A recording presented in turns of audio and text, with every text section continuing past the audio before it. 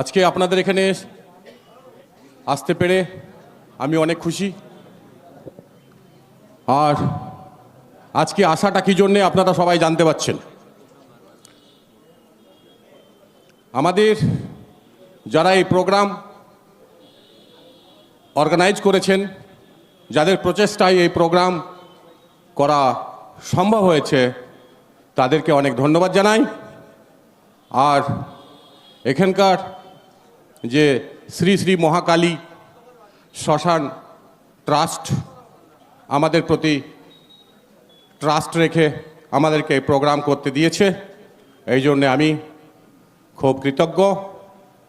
আর এখানকার মানুষজন যারা আমার বক্তব্য শুনছেন বা শুনতে এসছেন কষ্ট করে, তাদের প্রতি আমার শ্রদ্ধা ভালোবাসা।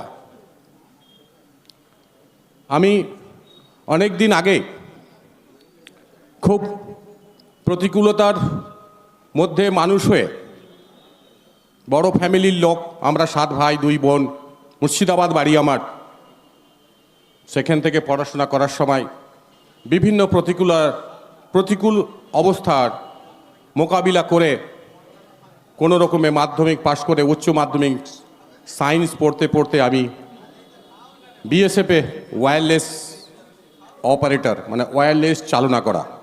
আপনারা দেখেছেন যে সাধারণ পুলিশদের কাছে আর্মস থাকে, রাইফেল থাকে, যারা বডিগার্ড থাকে তাদের কাছে পিস্তল থাকে বা মেশিন গান থাকে।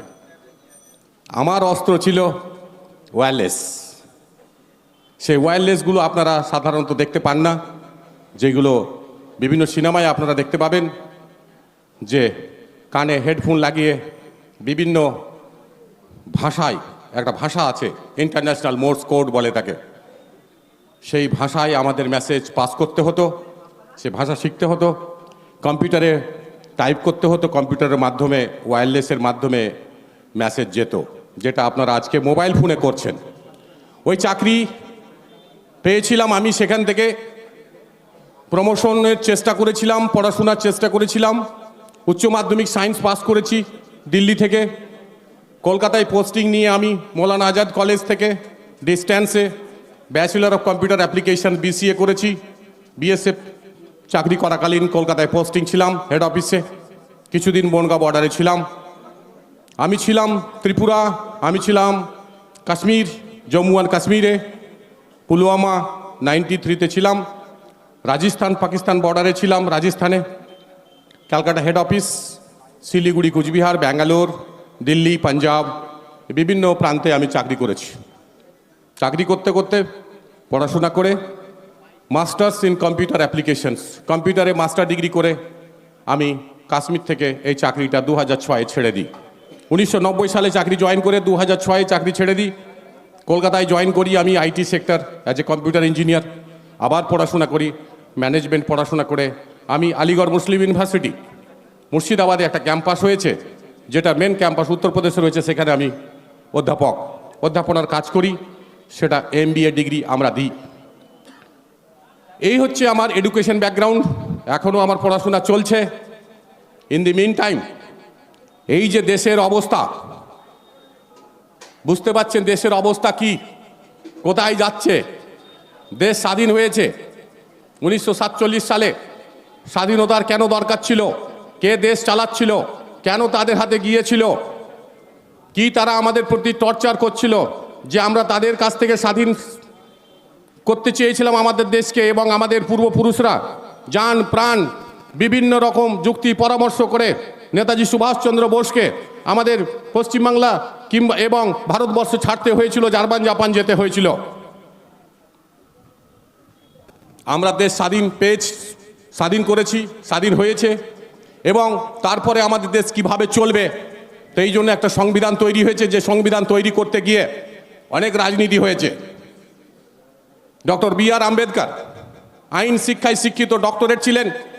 উনি এমন একটা অনেক প্রচেষ্টার পর এই সংবিধানকে প্রতিষ্ঠিত করতে পেরেছিলেন। তো উনাকে তখনকার বড় বড় নেতারা বলেছিলেন যে তোমাকে এই সংবিধান তৈরি করতে অংশগ্রহণ করতে হলে তোমাকে মেম্বার অফ পার্লামেন্ট হয়ে আসতে হবে। তো উনাকে মহারাষ্ট্র থেকে ভোটে দাঁড় করানো হয়েছিল, উনি মহারাষ্ট্রের লোক, উনি মহারাষ্ট্রে ফেল করেছিলেন। তখন আমাদের এই ওয়েস্ট বেঙ্গল 24 পরগনা থেকে কোনো এক এমপি নিজে ইস্তফা দিয়ে পুনরায় ভোট করে উনাকে জিতিয়ে এই সংবিধান তৈরির কাজে আমাদের পার্লামেন্টে পাঠিয়েছিলেন। উনি বিভিন্ন দেশের পার্লামেন্ট, বিভিন্ন দেশের সংবিধানকে পড়াশোনা করে এমন একটা সংবিধান তৈরি করেছেন যে যেই সংবিধান এত বড় একটা অধিকার দিয়েছে যে একটা খ্যাপা, একটা অশিক্ষিত, একটা ন্যাংরা, একটা গরিব, একটা মহিলা, একটা বড়লোক, একটা প্রধানমন্ত্রী, একটা মুখ্যমন্ত্রী, একটা কোটিপতি, সবার অধিকার সমান। আজকে দেখুন, একটা মেয়ে যদি চাকরি করে তারও বেতন সমান, একটা ছেলে যদি চাকরি করে তারও বেতন সমান। এই সংবিধানে দেওয়া আছে বলে এটা সম্ভব। সংবিধানটাকে পরিবর্তন করার কিছু গোষ্ঠী, কিছু লোক আমাদের সমাজেরই, আমাদের দেশেরই তারা প্রচেষ্টা চালিয়ে যাচ্ছে যে এই সংবিধানটা, the constitution is not good or their favour. তারা অন্যরকমভাবে সংবিধান বা দেশটাকে চালাতে চাইছে। এই সংবিধানটা কি খারাপ?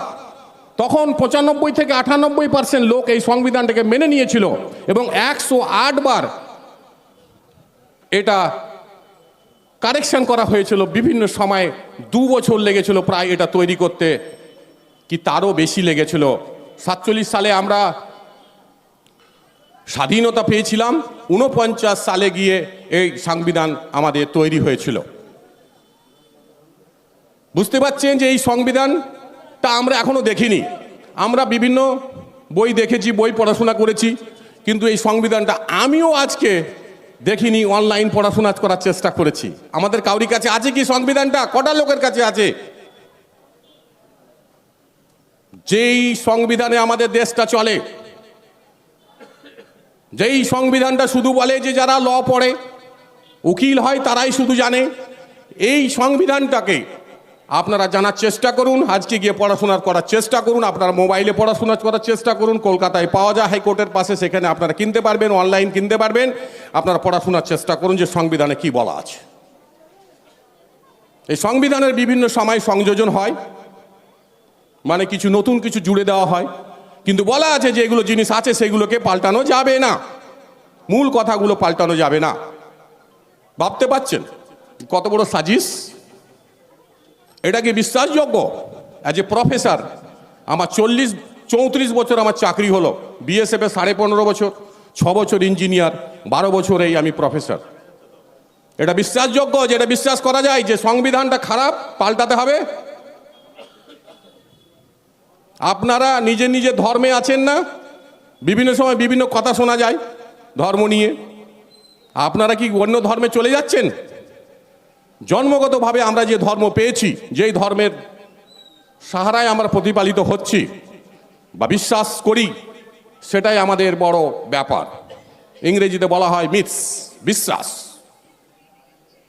আমাদের বিশ্বাসটা দরকার। আজকে যেমন এখানে দাঁড়িয়েছি আপনাদের বিশ্বাস অর্জন করার জন্য, বিশ্বাস যেন আমি পেতে পারি। এই পদটা কি? Member of parliament. খায় না মাখে, কি করে এরা গিয়ে পার্লামেন্টে? এটা বুঝতে হবে আপনাকে। আমরা সব কিছু বুঝি, অনেক কাজ করতে পারি।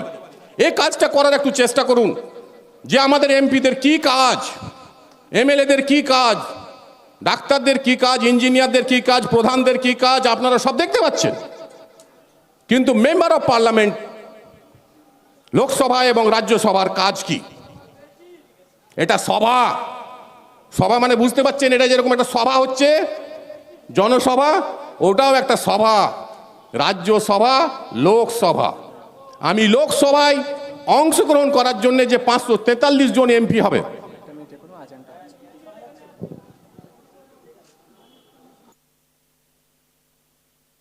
একটু আজান হচ্ছে।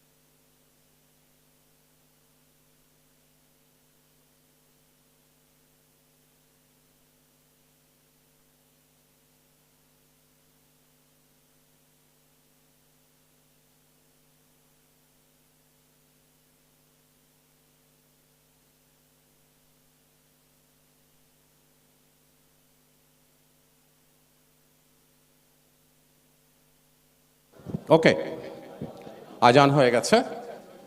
আমি যেটা বলছিলাম যে মেম্বার অফ পার্লামেন্টের ডিউটিটা কি, ওই যে 543 জন মানে প্রায় 550 লোকের ভিতরে বসে নিজের দেশের কথা, বিদেশের সাথে সম্পর্ক, দেশের বিভিন্ন নীতির সংযোজন, প্রদেশের কথা, লোকাল নিজের এলাকার উন্নয়নের কথা, বিভিন্ন প্রকল্পের কথা বলার যেই লোকটা ক্ষমতা রাখে তাকেই আপনাকে পার্লামেন্ট অফ ইন্ডিয়াতে পাঠাতে হবে। বুঝতে পেরেছেন কি বলছি?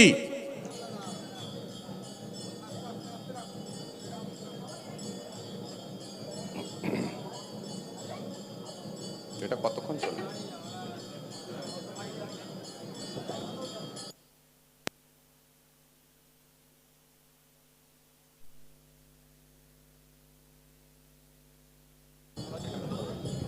মন্দিরে আরতি হচ্ছে।